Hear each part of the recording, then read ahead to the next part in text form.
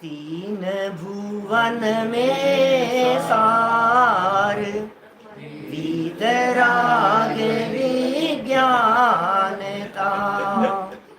शिव स्वरूप शिवकार, नमहु त्रियोग समारी के। दौलत राम जी द्वारा लिखित यह छह डाला नामक ग्रंथ है। बहुत ही सुंदर और मार्मिक चर्चा दौलत राम जी साहब यहाँ कर रहे हैं। पहली और दूसरी ढाल की चर्चा अपेक्षित विस्तार कर लेने के उपरांत कल तक हम आपके सामने यहाँ तीसरी ढाल की चर्चा भी काफ़ी विस्तार से कर चुके हैं।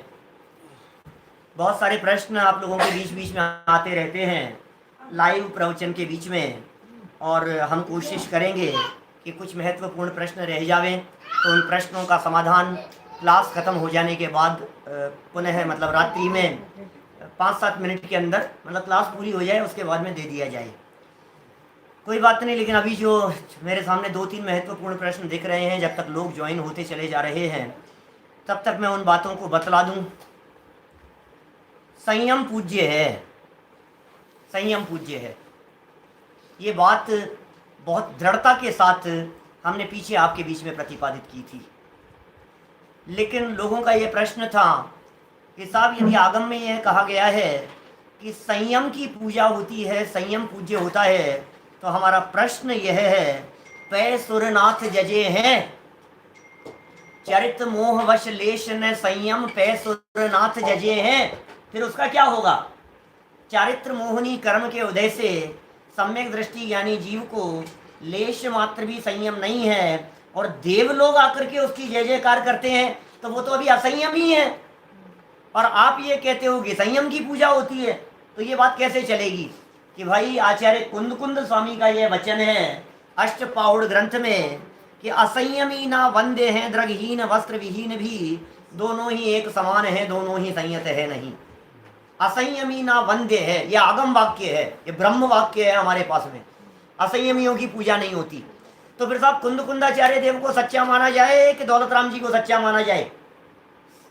दौलत राम जी ये कह रहे हैं कि पै सुरनाथ जजे, देव लोग आकर के करते हैं जय जयकार। भाई ये जो जय जयकार की बात कही है ये महिमा के संदर्भ में कही है, ये उनके व्रत की महिमा, उनके शील की महिमा, उनके संयम रूप परिणामों की महिमा, सम्यक दर्शन के साथ में इस तरह की जो उनकी वृत्ति देखी गई तो स्वर्ग के देव उनकी जय जयकार करने के लिए आ गए। और जो हमने कहा संयम की पूजा होती है, उसका अर्थ यह समझना चाहिए कि अष्ट द्रव्य से पूजन करने योग्य है संयमी ही होंगे, असंयमियों की पूजा हमारे यहाँ जनागम में नहीं होती है।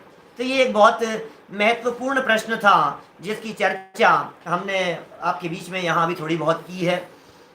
एक प्रश्न आया था कोरोना जीव है या जीव, यद्यपि सब्जेक्ट से रिलेटेड कोई प्रश्न नहीं है, आप सब्जेक्ट से रिलेटेड प्रश्न पूछेंगे वही ज़्यादा उपयोगी रहेगा। हमने इसकी चर्चा प्रातःकालीन मोक्ष मार्ग प्रकाशक नामक ग्रंथ पर व्याख्यान करते समय किसी प्रवचन में की है। मैं समझता हूँ 25, 26, 27 के आसपास का कोई प्रवचन होगा, जिन नंबर के प्रवचनों में हमने लास्ट में 10 मिनट में इस प्रकार की चर्चा की है। यह मेन मेड है, यह अचेतन है, लेकिन जीव के संपर्क में आने पर इसमें चेतनता आ जाती है क्योंकि वातावरण इस प्रकार का क्रिएट हो जाता है। ये सब बातें आप वहाँ से गहराई से सुन सकते हैं, क्योंकि कुछ जीव ऐसे होते हैं जो सम्मूर्छन होते हैं, और सम्मूर्छन जीवों की जो उत्पत्ति होती है वो इस प्रकार वातावरण से हो जाती है।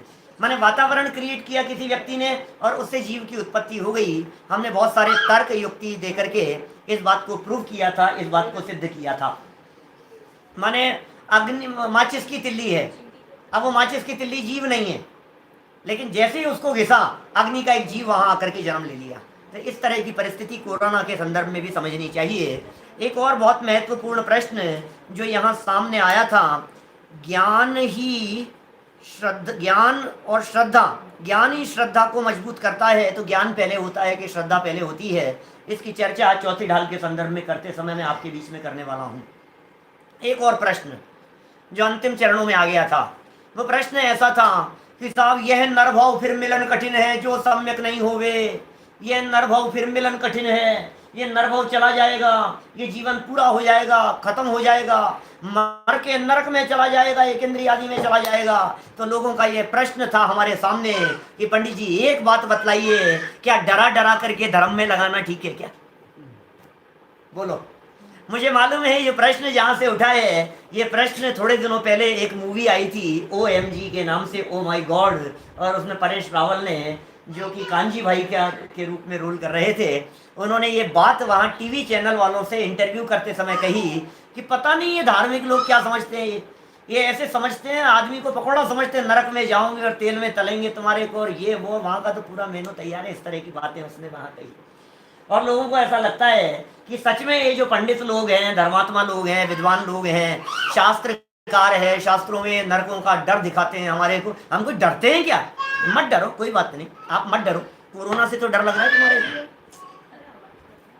घर से बाहर निकलने पर तो डर लग रहा है तुम्हारे को इस प्रकार का ऐसा भय हो रहा है, मर नहीं जाऊं, ये चिंता तो तुम्हारे को लग रही है।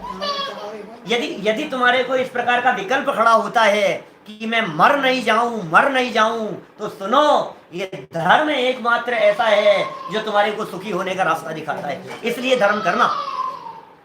हम तुम्हारे को डरा डरा करके धर्म करने के लिए धर्म की बात नहीं कह रहे हैं, समझ लेना बात।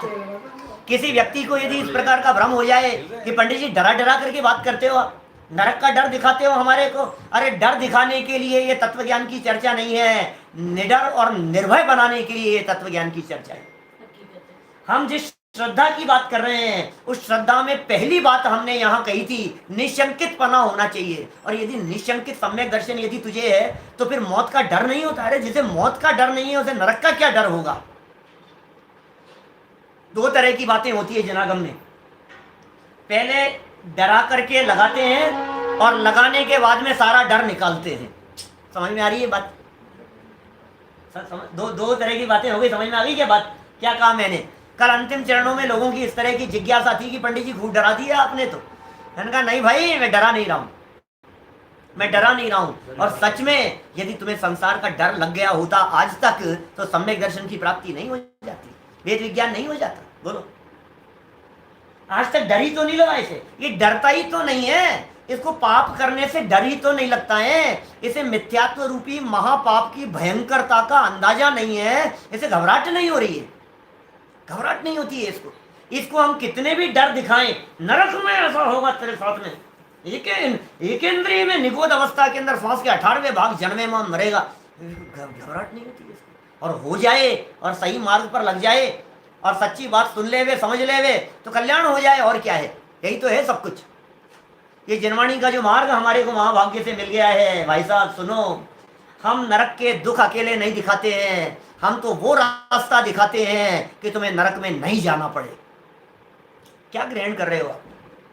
हमारे इस उपदेश को सुनकर के आपने ये ग्रहण किया कि हमने डराया है?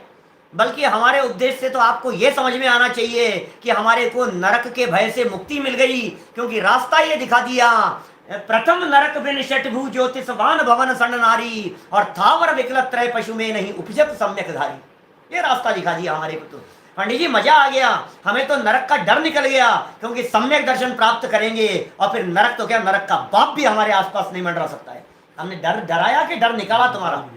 बोलो, तुम्हें लगता है हमने डराया है तुम्हारा? हम डरा रहे हैं? हम डरने की बात नहीं कर रहे, हम ये कह रहे हैं तू कभी मरता नहीं है।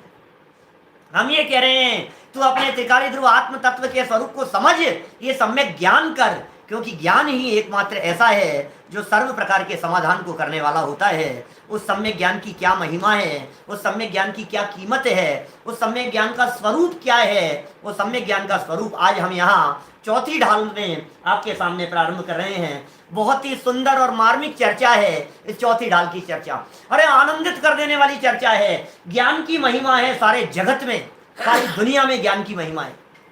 आप देखिए आज हिंदुस्तान में जिनकी महिमा दिखाई दे रही है, वो किसकी महिमा है? डॉक्टर्स की महिमा है, साइंटिस्ट लोगों की महिमा है। रिसर्च करो, पता लगाओ, क्या पता लगाना है? इसकी कोरोना की दवाई का पता लगाओ। ज्ञान की महिमा है भाई साहब। कौन बनेगा करोड़पति में महिमा किसकी दिखाई देती है? बताओ मेरे को, कौन बनता है करोड़पति? ज्ञान। अरे जिसके पास में ज्ञान है, जिसके पास में समाधान है, वो व्यक्ति सुखी है।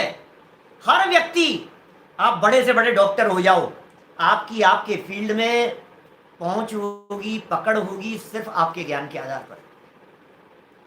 आप कितना भी बड़ा बिजनेस कर लो, उस बिजनेस के फील्ड में यदि आपके पास में उससे संबंधित नॉलेज नहीं है ना, ज्ञान नहीं है ना, तो आपको कोई नहीं पूछेगा।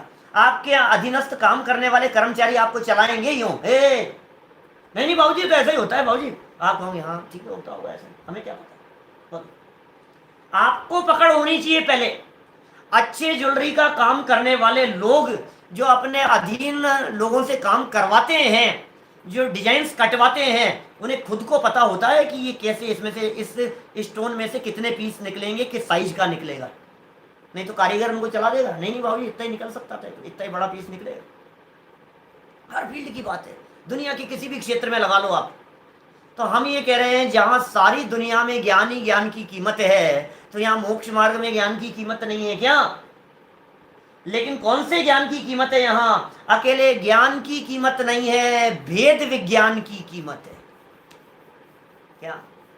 ज्ञान बहुत बढ़ाया, नॉलेज बहुत बढ़ाई, समझ में आ रही ये बात? न मालूम कितनी बातें समझी, सीखी, पढ़ी, पढ़ाई, याद की, रटी, अपने फील्ड के अंदर बहुत नॉलेज प्राप्त की, लेकिन भेद विज्ञान नहीं किया तो काम नहीं आएगा भाई साहब। यहाँ इस चौथी ढाल में प्रारंभिक चरणों में जिस ज्ञान की महिमा गाने वाले हैं, वो ज्ञान मिथ्या ज्ञान नहीं है, वो ज्ञान सम्यक ज्ञान है। एक प्रश्न अभी तक अनुत्तरित है जो पूछा गया है लोगों के माध्यम से, श्रद्धा पहले कि ज्ञान पहले? मैं जवाब दूंगा। छंद पढ़ते हैं पहले अपन, यहाँ चौथी ढाल पहला छंद प्रारंभ करते हैं, सब मिलकर के पाठ कीजिए। पुस्तकें आपके पास में 6 डाला की अवेलेबल होगी, नहीं होगी तो दुनिया में कहीं से भी प्रकाशित किसी भी जगह से आप अवेलेबल कर लीजिए। पूजन पाठ की किताबों में मिल जाएगी आपको, जिनेन्द्र अर्चना में मिल जाएगी, जिनवाणी में मिल जाएगी, छंद लिखे हुए मिल जाएंगे।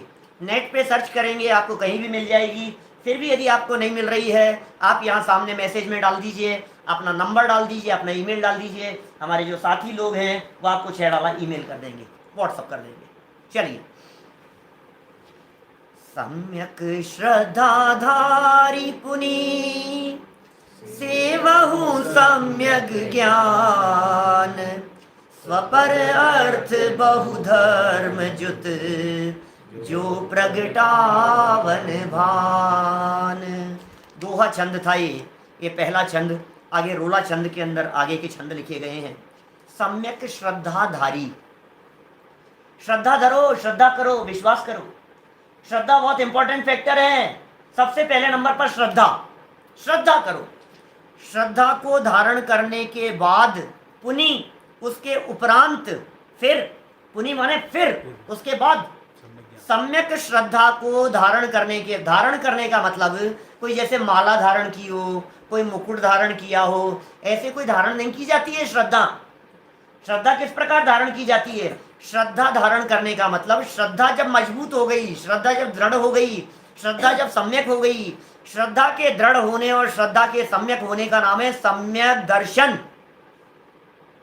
सम्यक दर्शन शब्द में जो दर्शन है वो श्रद्धा का सूचक है।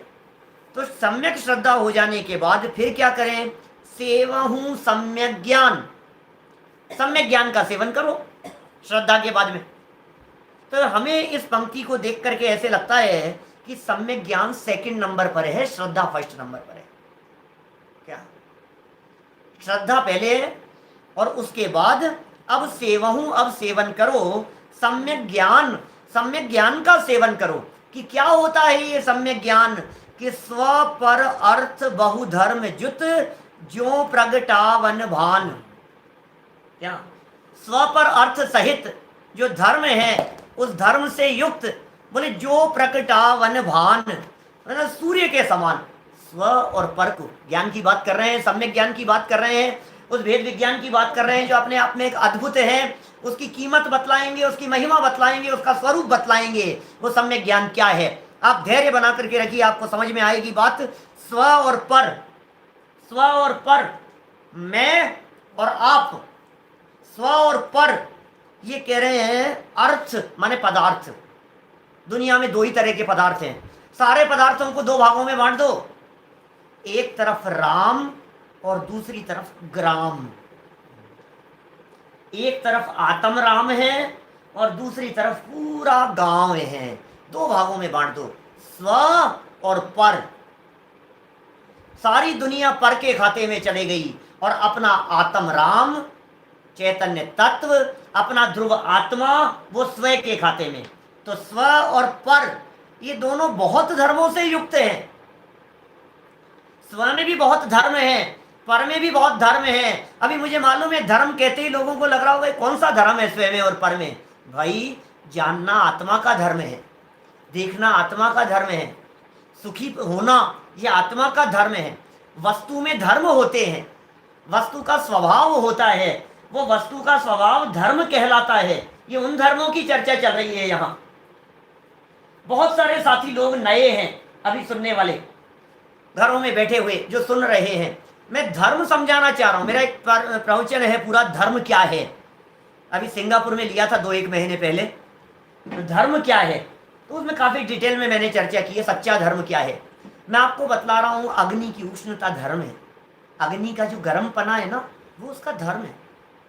वस्तु में से उसकी जिस क्वालिटी को निकाला नहीं जा सके वो उसका धर्म है। राग करना आत्मा का धर्म नहीं है क्योंकि राग निकल जाता है। गुस्सा करना आत्मा का धर्म नहीं है क्योंकि गुस्सा निकल जाता है। लेकिन ज्ञान आत्मा का धर्म है क्योंकि ज्ञान आत्मा में सदा काल रहेगा। अग्नि है, फायर है, उस अग्नि में से गर्मी है, उसको निकाल दो, कैसे निकालोगे भाई साहब? वो उसका धर्म है, वो अग्नि में रहेगी। नमक है, नमक में खारापन है, ये उसका धर्म है। नमक होगा तो खारापना होगा, और खारापना नहीं है तो फिर इसका मतलब वो नमक नहीं, वो उसका धर्म है। धर्म समझ में आ रही है बात? हर वस्तु का अपना अपना धर्म होता है। इन्होंने सेकंड लाइन में कह दिया स्व और पर जो पदार्थ हैं बहुत धर्मों से सहित हैं। हर वस्तु में धर्म है। इसका नाम है वत्तु सहाओ धम्मो। धम्मो वत्तु सहाओ, वस्तु के स्वभाव का नाम धर्म है। महावीर जयंती के जुलूस में बैनरों के ऊपर वाक्य मिल जाएंगे आपको, वस्तु स्वभाव धम्मो। लेकिन चलती हुई उस भीड़ में से किसी एकाध व्यक्ति से पूछो ये क्या है, ये वस्तु स्वभाव धर्म। ये वस्तु स्वभाव वो धर्म है जिसके बारे में हम रोजाना मेरी भावना का पाठ करते समय अंतिम लाइन में बोलते हैं, वस्तु स्वरूप विचार खुशी से सब दुख संकट सहा करे। मेरी भावना में बोलते हो आप, वस्तु स्वरूप विचार खुशी से सब दुख संकट सहा करे। ये क्या है वस्तु स्वरूप विचार? ये धर्म है, ये धर्म है। ये वस्तु स्वरूप का विचार धर्म है। अब हम वस्तु नहीं जानते, हम वस्तु स्वरूप नहीं जानते, तो ये यहाँ दौलत राम जी कह रहे हैं जो प्रकटावन भान, भान माने होता है सूर्य, और जो प्रकटावन जो प्रकट करने के लिए सूर्य के समान है। कौन? सम्यक ज्ञान। दुनिया की वस्तुओं के स्वरूप को बतलाने के लिए, स्वरूप को समझाने के लिए यह सम्यक ज्ञान सूर्य के समान है। अरे ज्ञान कला जिनके घट जागी। क्या मुझे मालूम है कई साथी ऐसे हमारे ऐसे मिलते हैं कि तुम ज्ञान ज्ञान की बड़ी बातें करते हो, कभी चारित्र की भी कर लिया करो। वही बात नहीं, पहले अभी 2-4 दिन ज्ञान की कर लें अपन, फिर चारित्र की भी करेंगे। क्यों चिंता करते हो आप? छेड़ाला तो पूरी पढ़ेंगे ना, तो ज्ञान की भी चर्चा होगी। इस चौथी ढाल में, आधी ढाल में तो ज्ञान की चर्चा है, फिर आधी ढाल में चारित्र की चर्चा शुरू कर दी है। हम ज्ञान की भी चर्चा करेंगे और चारित्र की भी करेंगे। अरे सुनो, सम्यक दर्शन जिसके जीवन में होता है, सम्यक ज्ञान उसके जीवन में स्वयं होता है, और सम्यक दर्शन और सम्यक ज्ञान जिसके जीवन में होता है, चारित्र उसके जीवन में आए बिना रहता नहीं। चारित्र भी उसके जीवन में सम्यक होता है। ये तीनों, ये घड़ी की 3 सुई के जैसे हैं, सम्यक दर्शन, सम्यक ज्ञान और सम्यक चारित्र। सम्यक दर्शन, सम्यक ज्ञान और सम्यक चारित्र, ये 3 सुई है। घड़ी की 3 सुई होती है ना, एक घंटे वाली होती है, एक मिनट वाली होती है, एक सेकंड वाली होती है। सेकंड वाली जो होती है वो फास्ट चलती हुई आपको दिखती है, मिनट वाली कदाचित हिलती हुई दिखाई देवे, और जो वो घंटे वाली जो सुई है वो आपको हिलती चलती नहीं दिखती है। लेकिन तीनों सुइयों की दिशा एक ही है भाई साहब। समझ में आ रही है ये बात? ये श्रद्धा, ज्ञान और चारित्र की जो तीन सुई है, इन तीनों सुइयों की दिशा एक ही है, एक ही डायरेक्शन में है, कोई उल्टा नहीं चलेगा। सम्यक हो गए तो सब सम्यक हो गए, मिथ्या होंगे तो सब मिथ्या होंगे। तो साहब बात तो हमारे को ये बतलाओ, सम्यक दर्शन पहले होता है कि सम्यक ज्ञान पहले होता है? सुनो सुनो सुनो, लाइन से तो ऐसा लग रहा है, पहली लाइन से श्रद्धा पहले और ज्ञान बाद में। लेकिन मैं आपको सच्ची बात बतलाऊं, दूसरा छंद जैसे ही हमने देखा, बचपन में याद की थी हमने छेड़ाला 1992 में, मैंने तभी जब हमने उसका अर्थ देखा, अरे तो दोनों साथ में बता रहे। दूसरे छंद की पहली लाइन में उन्होंने कह दिया सम्यक साथे ज्ञान होए। लो ये क्या कह दिया, सम्यक साथे ज्ञान होए, सम्यक दर्शन के साथ में सम्यक ज्ञान होता है। तो फिर यहाँ ये सम्यक श्रद्धाधारी पुनी, ये बाद की बात क्यों कह रहे हो, यहाँ बाद में क्यों कहा? तो हमें लगता है पहले छंद में जो दौलत राम जी बाद की बात कर रहे हैं, उसके पीछे शायद अभिप्राय यह है कि हम सम्यक दर्शन की चर्चा तो कर चुके हैं, अब सम्यक ज्ञान की चर्चा कर रहे हैं। चर्चा की दृष्टि से भेद है, क्योंकि इस चर्चा की दृष्टि से कहे गए भेद को कोई व्यक्ति ऐसा न समझ लेवे कि श्रद्धा पहले बदलती है, ज्ञान बाद में बदलता है। तो फिर दौलत राम जी ने इस भ्रम का निवारण करने के लिए इस दूसरे छंद में विषय को स्पष्ट कर दिया है, और मैं इस विषय को और ज्यादा पहले आपके बीच में स्पष्ट कर देना चाहता हूं। देखिए, ज्ञान पहले होता है, अब सुनो मेरी बात, ज्ञान पहले होता है, श्रद्धान बाद में होता है। और श्रद्धा होने पर जो पहले का जितना भी ज्ञान था, उस ज्ञान को सच्चा कह दिया जाता है। नहीं समझ में आई होगी बात, घबराओ मत, बात बता रहा हूं, घबराओ मत आप। क्या मैंने कुछ बात अलग हटके कहना चाह रहा हूं, मैं कुछ नई बात है, कुछ अलग हटके बात है, कुछ विशेष बात मैं आपको कहना चाह रहा हूं। औरों को दे दिया था ना, है ना? चलो कोई बात नहीं, मैं क्या कह रहा हूं, देखो क्या है, सबसे पहले आपको समझना पड़ेगा, जानना पड़ेगा पहले आपको। सम्यक दर्शन माने श्रद्धा गुण के निर्मल होने के लिए, सम्यक दर्शन माने श्रद्धा का निर्मल होना। उस श्रद्धा के निर्मल होने के लिए, श्रद्धा तो अंधी होती है, श्रद्धा को पता नहीं होता है, श्रद्धा में विवेक नहीं है, क्योंकि उसका नाम ही श्रद्धा है। जैसे कि अंधश्रद्धा, श्रद्धा अंधी है, सच में श्रद्धा अंधी है। तो ये श्रद्धा इनके प्रति क्यों हो गई कि कुछ ज्ञान हमने प्राप्त किया था। जैसे जैसे ज्ञान बढ़ता है ना भाई साहब, वैसे वैसे श्रद्धा बढ़ती है। ज्ञान बढ़ता जाता है, परिचय बढ़ता चला जाता है, विश्वास बढ़ता चला जाता है। विश्वास के लिए ज्ञान चाहिए। आपको मालूम है सम्यक दर्शन की प्राप्ति के लिए जो प्रक्रिया और जो विधि हमारे यहाँ जिनागम में बतलाई गई है, 5 लब्धियों पूर्वक सम्यक दर्शन होता है। कल मैंने एक लाइन में 5 लब्धियां घटित की थी। दौल समझ सुन चेत सयाने, दौल समझ सुन चेत सयाने, 5 लब्धियां हो गई है। तो इसमें क्या है, क्षयोपशम, विशुद्धि, देशना, प्रायोग्य और करण लब्धि के बाद सम्यक दर्शन की प्राप्ति होती है। माने ये सम्यक दर्शन की प्राप्ति की प्रक्रिया है जिनागम में, आगम में। इस पूरी प्रक्रिया की क्या वस्तु व्यवस्था है, इस संबंध में मेरे सोनागिरी जी के 5-7 प्रवचन है। हेडिंग है उस फोल्डर का सम्यक दर्शन की विधि, प्ले लिस्ट पर अवेलेबल है। 5-6 प्रवचन है, डिटेल में नहीं बता सकता। इतनी बात समझ लीजिए, बीच में एक नाम आया, वो था देशना। देशना नाम आया ना यहाँ, ये देशना क्या होता है? सम्यक दर्शन तो अभी बाद में होगा, 5वें स्टेप के बाद, 5वें स्टेप के बाद श्रद्धा होगी। और तीसरे स्टेप पर कहा गुरु से ज्ञान प्राप्त करो। तीसरे स्टेप पर क्या कहा? देशना। सुनो, यदि तुम्हें सम्यक दर्शन की प्राप्ति करनी है तो बिना गुरु के, बिना तत्व ज्ञान को समझे हुए, बिना भेद विज्ञान का अभ्यास किए हुए आप इस करण लब्धि तक नहीं पहुंच पाएंगे। देशना लब्धि अनिवार्य है, 5 ही अनिवार्य है, इसी क्रम से चलना पड़ेगा। लेकिन गुरु से सुनना तो है देशना, सुन लिया। अब सुनने के बाद में जो अभ्यास चलता रहा वो है आगे वाला स्टेप, प्रायोग्य लब्धि वाला स्टेप। प्रयोगात्मक रूप में चल रहा है, चिंतन चल रहा है, विचार चल रहे हैं, घोलन मनन चल रहा है। ये सारी प्रक्रिया ज्ञान में चल रही है। ज्ञान में सारी प्रक्रिया चलने के उपरांत अब जैसे ही ज्ञान ने किसी फाइनल पोजीशन पर ला करके छोड़ा, तो अब फिर श्रद्धा को कहा अब आप इसके ऊपर मोहर लगा दो। तो श्रद्धा ने मोहर लगा दी, और श्रद्धा की मोहर लगी तो अभी तक ज्ञान ने जितना जो कुछ भी किया था वो पूरा का पूरा ज्ञान सम्यक हो गया। अभी तक ज्ञान सम्यक नहीं था। श्रद्धा की मोहर लग जाने के बाद वो ज्ञान सम्यक हो गया। हमारे यहाँ देश में जितने बिल पास होते हैं वो कैसे पास होते हैं बताओ, क्या प्रक्रिया है उसकी? बिल पास होने की क्या प्रक्रिया है? ज्यादा सांसद होंगे, सांसद लोग सारे संसद में बहस करते हैं उस मुद्दे के ऊपर।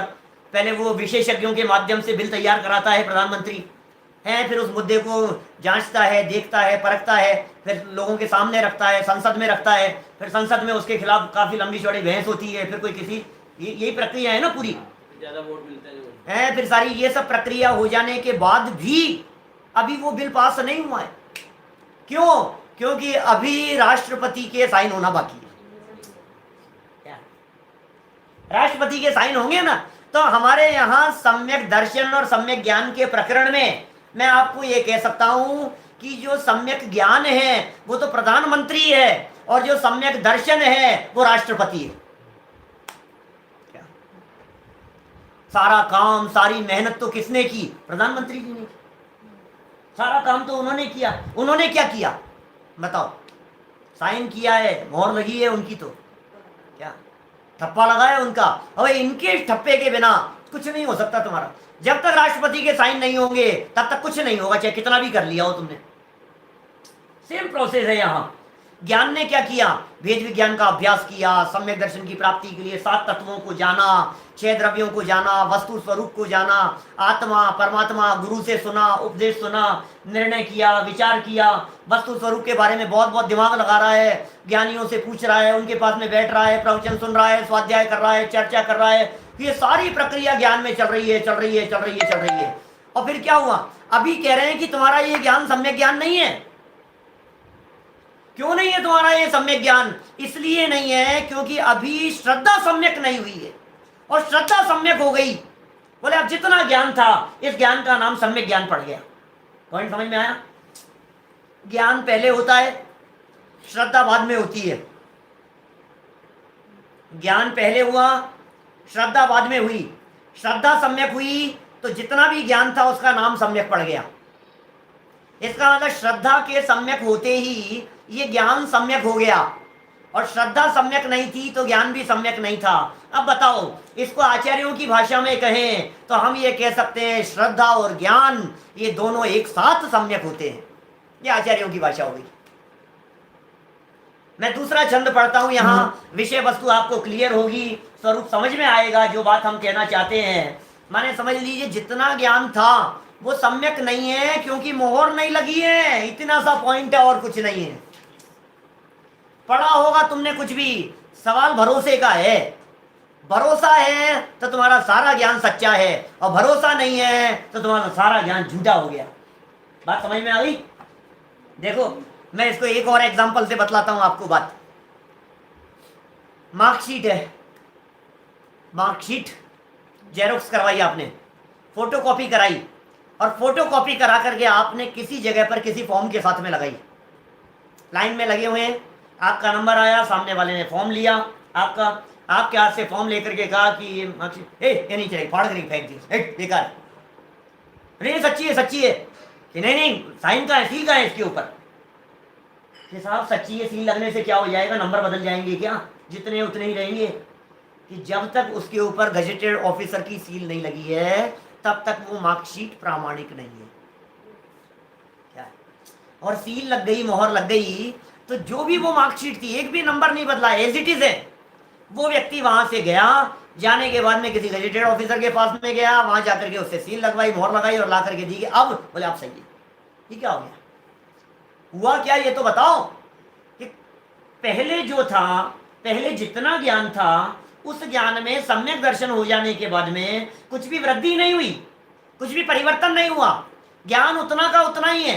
पहले 7 तत्व जानता हो, सम्यक दर्शन के बाद में 8 हो जाते हो, कि 9 10 हो जाते हो, कि 5 रह जाते हो, ऐसा कुछ नहीं है। जितना ज्ञान था वो पूरा का पूरा ज्ञान श्रद्धा सम्यक हो जाने पर सम्यक कहलाता है।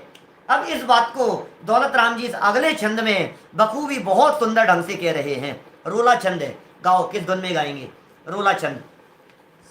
सम्यक साथे ज्ञान होए पे भिन्न आराधो, लक्षण श्रद्धा जान दुहु में भेद अबाधो। सम्यक कारण जान ज्ञान कारज है सोई, युगपत होते हूँ प्रकाश दीपक ते होई। क्या समझ में आ गया? क्या और समझ में आ गया क्या कह दिया? ज्ञान का चमत्कार बताएंगे। सम्यक साथे ज्ञान होए। सम्यक शब्द का प्रयोग श्रद्धा के अर्थ में, सम्यक दर्शन के अर्थ में। साथे साथे साथे सम्यक साथे ज्ञान, सम्यक दर्शन के साथ में सम्यक ज्ञान। लेकिन फिर भी क्या कह रहे हैं? पे भिन्न आराधो, उसके बावजूद भी क्या समझना चाहिए? भिन्न भिन्न समझना चाहिए। सम्यक दर्शन और सम्यक ज्ञान दोनों साथ साथ में होते हैं, लेकिन दोनों को भिन्न भिन्न समझना चाहिए। सम्यक दर्शन अलग चीज है और सम्यक ज्ञान अलग चीज है। कि साहब हमारे तो समझ में नहीं आया, क्या फर्क पड़ गया, दोनों एक ही तो था। कि नहीं, लक्षण अलग हैं दोनों के। लक्षण श्रद्धा और ज्ञानी ज्ञान, लक्षण क्या है? एक का लक्षण है श्रद्धा और दूसरे का लक्षण है ज्ञान। एक का लक्षण श्रद्धा है, सम्यक दर्शन का लक्षण श्रद्धा है, और सम्यक ज्ञान का लक्षण क्या है? जानना, वो उसका लक्षण है। दोनों में भेद अबाधो, दोनों में हमारे को भेद समझ लेना चाहिए। सम्यक दर्शन और सम्यक ज्ञान में भेद बतला दिया, लक्षण की अपेक्षा से भेद बतला दिया। अब सुनो कि साहब फिर दोनों साथ में होते हैं तो फिर दो की क्या जरूरत है? सम्यक कारण जान ज्ञान कारज है सोई, और युगपत होते हूँ प्रकाश दीपक ते होई। बताओ कौन पहले और कौन बाद में? क्या क्या पूछा? युगपत होते हूँ प्रकाश दीपक ते होई। दीपक जला और प्रकाश हुआ। बोलो दीपक पहले जलेगा कि प्रकाश पहले होगा? कि दोनों एक साथ होंगे? और दोनों में कारण कार्य में किसको कारण माना जाए और किसे कार्य माना जाए? कितना सुंदर एग्जाम्पल दिया है। सुनो सुनो क्या गजब बात कह रहे हैं। श्रद्धा और ज्ञान का जो स्वरूप है वो दीपक और प्रकाश की जैसे है। श्रद्धा रूपी दीपक और ज्ञान रूपी प्रकाश। क्या? श्रद्धा रूपी दीपक और ज्ञान रूपी प्रकाश। कि साहब दीपक तो जल गया, अभी ज्ञान इकट्ठा कर रहे हैं, प्रकाश इकट्ठा कर रहे हैं अभी। कि नहीं, दीपक के जलने में और प्रकाश के होने में समय भेद नहीं है, सेकंड का भेद नहीं है। दीपक की बात कर रहे हैं, आपके ट्यूबलाइट की बात नहीं कर रहे हैं। समझ में आ रही है? और ट्यूबलाइट की भी बात करो तो ट्यूबलाइट में स्विच ऑन की बात नहीं है। ट्यूबलाइट का जलना और प्रकाश का होना बोले एक साथ है। जल गई तो प्रकाश हो गया, और प्रकाश हो गया इसका मतलब वो जल गई, एक ही तो बात है। तो कह रहे हैं इन दोनों में क्या है? कारण कार्य का संबंध जरूर है साथ में होते हुए भी। कौन कारण है? ज्ञान कारण है कि श्रद्धा कारण है? कारण कौन है दोनों में से? श्रद्धा और ज्ञान में किसे कारण कहा जाए? एक बार गहराई से सोचो तो ये कह रहे हैं भाई साहब प्रकाश के कारण दीपक जला हो ऐसा नहीं है, दीपक के कारण प्रकाश हुआ है। साथ में दोनों थे, प्रकाश और दीपक भले ही दोनों साथ में थे, लेकिन दीपक का जलना कारण है और प्रकाश का होना कार्य है। उसी प्रकार सम्यक दर्शन कारण है और सम्यक ज्ञान कार्य है। ये सम्यक ज्ञान सम्यक दर्शन का जुड़वा भाई है। इसका मतलब ये है तुम्हें ज्ञान बढ़ाने के लिए दिमाग नहीं लगाना। श्रद्धा सम्यक हो गई तो जितना ज्ञान था सारा ज्ञान सम्यक हो जाएगा। कि साहब एक बात समझ में नहीं आई, ये ज्ञान सम्यक हो जाएगा तो कौन सा निहाल हो जाएगा? ये बताओ, ज्ञान से हो क्या जाएगा? कि तुम्हें पता नहीं है ज्ञान के चमत्कार, तुम्हें पता नहीं है ज्ञान की विशेषताएं, तुम्हें पता नहीं है ये ज्ञान क्या काम करता है। ये ज्ञान ये काम करता है कि तुम्हें मौत के मुंह से बचा करके ले आता है। ज्ञान ये काम करता है कि तुम्हारे को होने वाले करोड़ों और अरबों के नुकसान से बचा लेता है। ज्ञान। सीए को किस बात के पैसे देते हो आप? क्या आपको सीए को किस बात की तनख्वाह देते हो? ये बताओ मुझे। इस बात की तनख्वाह देते हैं कि हमारे समझ में नहीं आ रही वो चीज क्या? ये अकाउंट्स मैनेज करने के लिए तुम बचा सकते हो, तुम बता सकते हो कि इसमें किस तरह से बचाया जा सकता है, इस उलझन से किस तरह से निकला जा सकता है। डॉक्टर को किस बात की फीस दे रहे हो आप? हमें नहीं मालूम, लेकिन आप जानते हो ये चीज कि इसे इस बीमारी से कैसे निकाला जा सकता है, इस बात की फीस है। समझ रहे हो आप? ये ज्ञान है भाई साहब। जिसके पास में ज्ञान होगा अरे ज्ञान की कला, वेद विज्ञान की कला जिसके पास में होती है उसे शास्त्रकार कहते हैं ये तैरने की कला जानता है, ये तैरने की कला जानता है। दुनिया की सारी कलाएं जाने चाहे नहीं जाने, लेकिन तैरने की कला जानता है तो बोले पार लग जाएगा। और दुनिया की सारी कलाओं को जानने वाला वो सेठ जो मजाक बना रहा था उसकी नाविक की, उसका क्या हाल हुआ बताओ? डूब गया, डूब जाएगा। शाम के प्रवचन में सुनाई थी क्या मैंने ये घटना, या सुबह के में सुनाई थी? शाम के में सुनाई थी कुछ दिन पहले। बोलो, सेठ जी मजाक बनाए जा रहे हैं उस नाविक की। अरे यार क्या इंग्लिश ही नहीं आती, अरे यार क्या आज के जमाने में तेरी तो जिंदगी पानी पानी में, किया क्या तूने आज तक? बाबू जी मैंने तो नाव चलाई है, तेरी जिंदगी तो आधी तो निकल गई नाव ही नाव में, पानी पानी में। फिर थोड़ी देर बाद में फिर कोई प्रश्न ये आता है क्या कि नहीं आता? बाबू जी तेरी तो निकल गई बेटा, पानी में निकाल दी तूने आधी जिंदगी। तो थोड़ी देर में आया, नाव में झोंका, और झोंका आते ही पहले पूछा नाविक ने कि बाबूजी तैरना आता है क्या? कि बेटा वो तो नहीं आता। कि बाबूजी मेरी तो आधी गई थी, तुम्हारी तो गई पूरी। तुम्हारी तो पूरी पानी में गई। कोई कला नहीं आती, एक कला आती है बस, वेद विज्ञान की कला। यहाँ ज्ञान की कीमत नहीं बतला रहे हैं, यहाँ वेद विज्ञान की कीमत बतला रहे हैं। यहाँ भेद विज्ञान के गीत गा रहे हैं, यहाँ भेद विज्ञान की महिमा बतला रहे हैं, यहाँ ज्ञान की महिमा बतला रहे हैं। आपको मालूम है तेनालीराम का प्रसंग सुनाता हूँ मैं हमेशा, ज्ञान ज्ञानावली कर्म के प्रसंग में ज्ञान की महिमा बतलाते हुए। तेनालीराम बहुत बुद्धिमान थे, उपशम बहुत बुद्धिमान थे तेनालीराम, और मंत्री थे राजा के। जैसे अकबर का मंत्री हुआ करता था बीरबल, ऐसे ही तेनालीराम भी बहुत बुद्धिमान मंत्री थे। लेकिन वो जितने प्रसिद्ध मंत्री थे, दूसरे मंत्रिमंडल के लोग उनसे बहुत ज्यादा चिढ़ते थे, बहुत ज्यादा जलते थे। दुनिया में होता भी ऐसा ही है, जो जितना आगे बढ़ता चला जाता है उसके पीछे वाले लोग उससे उतना जलते चले जाते हैं, चिढ़ते चले जाते हैं। टांग खींचने वाले लोग होते हैं, लोगों को उसकी प्रशंसा सुहाती नहीं थी। दूसरे मंत्रियों को प्लानिंग ही करते रहते थे कि इसको कैसे फंसाया जाए, यही दिमाग में षड्यंत्र चलता रहता था, इसको फंसाएं कैसे, इसको फंसाएं कैसे, हम किस तरह से इसको उलझाया जाए। और हर बार वो निकल जाता था, हर बार वो निकल जाता था, यही चलता रहता था। फिर पता है क्या हुआ?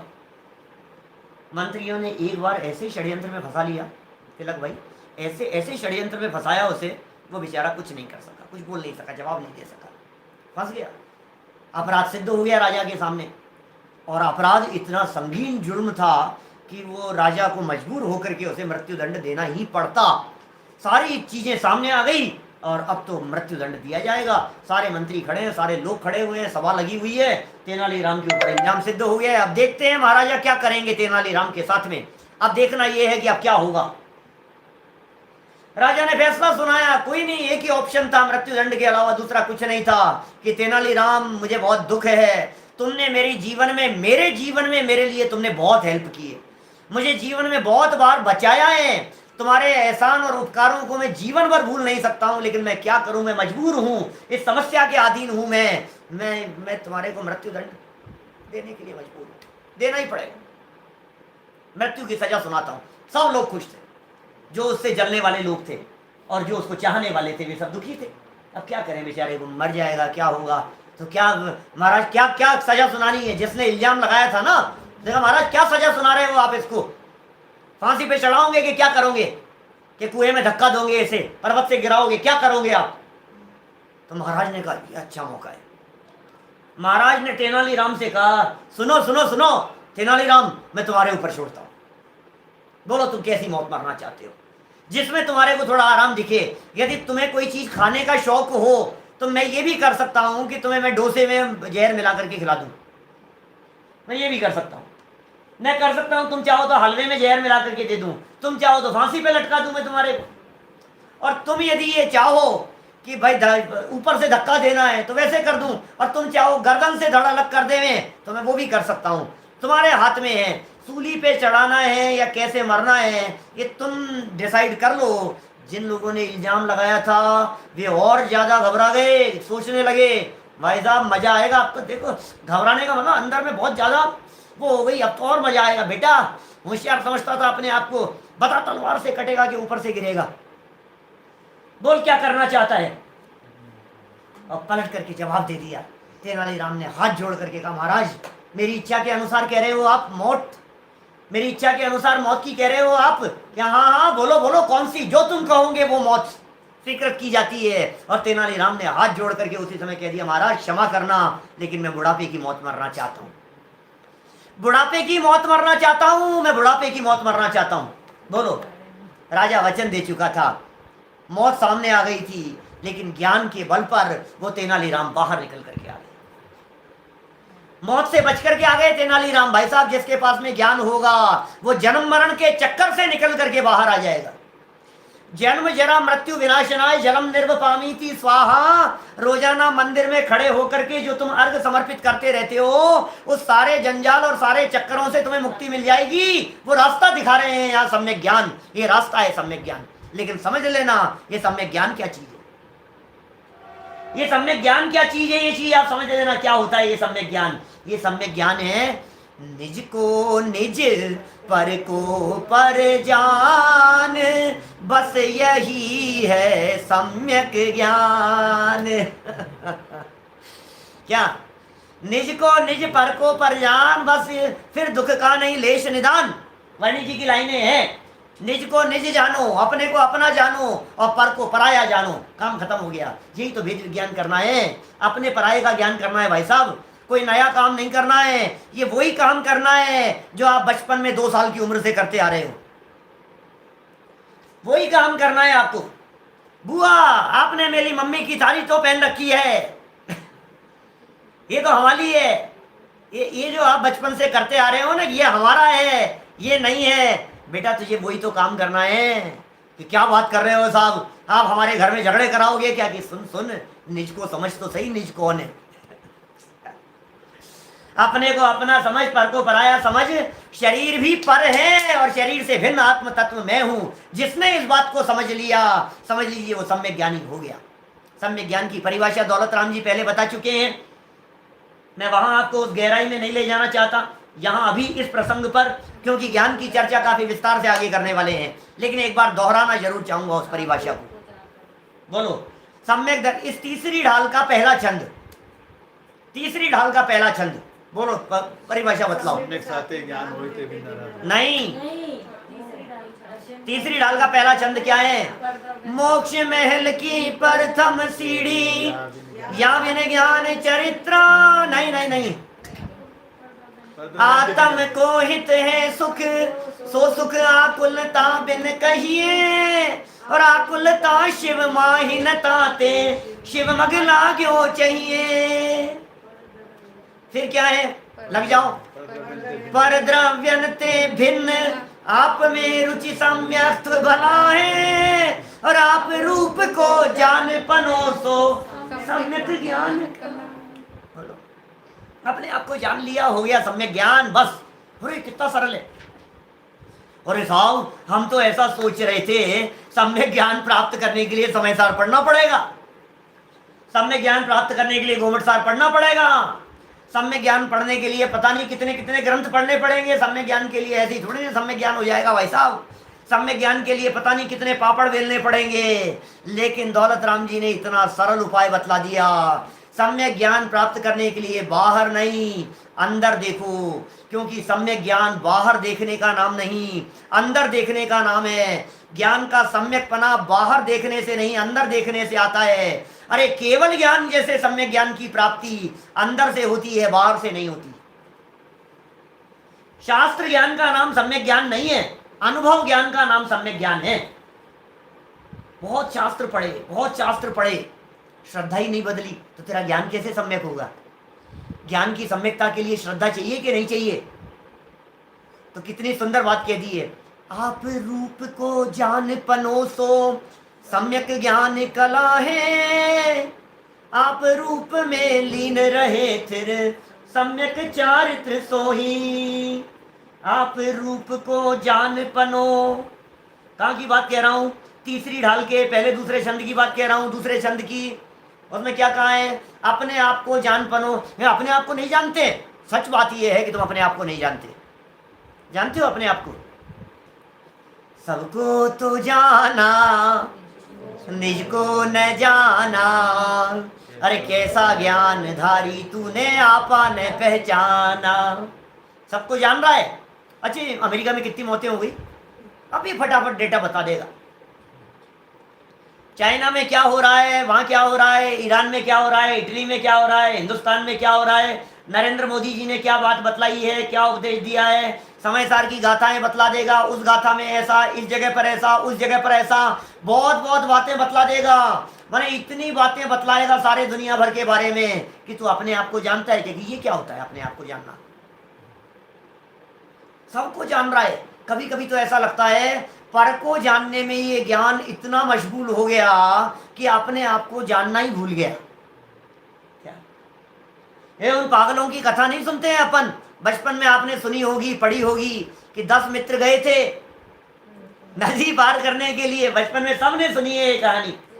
10 गए थे सुनने के नदी पार करने के लिए, पार तो कर ली और सामने पहुंच गए। और पहुंचने के बाद में उन्होंने गिना तो 9 ही थे। यार मैंने गिनता हूं 1 2 3 4 5 6 7 8 9, कि तू गिन के देख 1 2 3 4 5 6 7 8 9, कि तू गिनना जरा 1 2 3 4 5 6 7 8 9। और बैठ करके रोने लग गए कि क्या हुआ, हम तो 10 थे, हमारा एक साथी नदी में डूब गया। बोलो क्या समस्या हो गई भाई साहब? समस्या क्या हुई कि खुद को नहीं गिना, एक समस्या हुई। तो ये कह रहे हैं ये ज्ञान है भाई साहब। इस ज्ञान को ज्ञान कौन कहे जो ज्ञान अपने ज्ञान को नहीं जानता?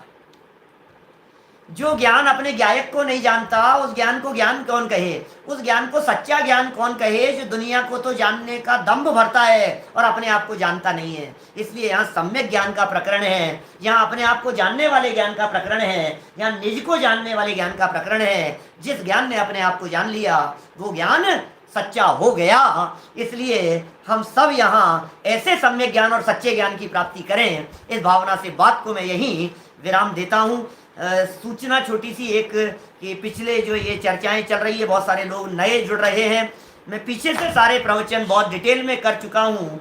पुराने प्रवचन सारे पूरे के पूरे अवेलेबल हैं, यूट्यूब पर अवेलेबल है, प्लेलिस्ट पर अवेलेबल है। आप जिस जगह पर वर्तमान में खड़े हुए हैं, जिस स्क्रीन पर आप वर्तमान में लाइव देख रहे हैं, आप यदि कॉर्नर पर देखेंगे तो आपको एक गोले में छोटी सी ये चेहरा दिखाई देगा, गोल।